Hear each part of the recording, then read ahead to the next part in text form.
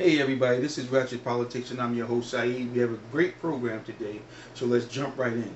The Democratic leaders all over the world no longer trust the United States. They no longer admire the United States. They no longer look to the United States for leadership, and they no longer depend on the United States to have their backs if war breaks out in the world.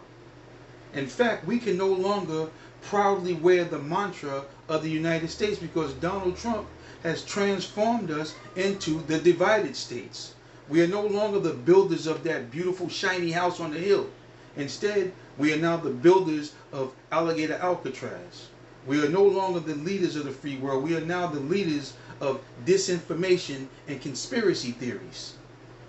You know, I thought that Trump was the main culprit when it came to just making up lies, projection, and outright absurdities. But you have to give it to Pam Bondi and Tulsi Gabbard and that lunatic press secretary Caroline Leavitt. These people have opted to reside in Trump's alternative reality, where Obama is guilty of treason and Rosie O'Donnell's citizenship is subject to arbitrary revocation. The 2020 election was stolen. The January 6 rioters were peaceful protesters, and let's not forget that the Unabomber went to MIT and studied under Trump's uncle. And if these nonsensical assertions aren't enough to make the Epstein files go away, then maybe Trump will shoot someone on Fifth Avenue. His DOJ will pretend that it didn't happen. The corrupt Supreme Court will say he has immunity from prosecution.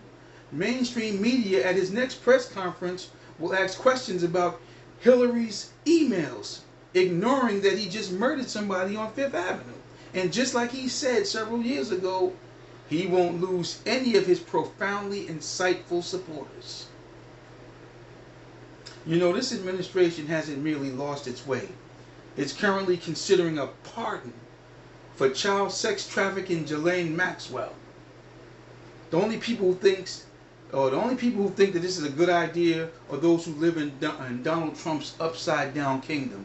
Let's stop singling out everything Trump does as some sort of weird, uncalculated means of distraction, or what they brainwashed us to start calling flooding the zone. And we need to stop calling what they are doing as a cover-up. They're not hiding anything. They don't give a damn what we think. They're not going to willingly disclose the Epstein files. It's not a secret or a cover-up. If you think this Epstein issue is the biggest problem presented by a sitting president, wait until he refuses to leave the White House when his term is up. Wait until he refuses to leave. What Trump has done in the past, what he is doing now, and what he intends to do in the future can only be viewed as a well-orchestrated plan of manifest corruption.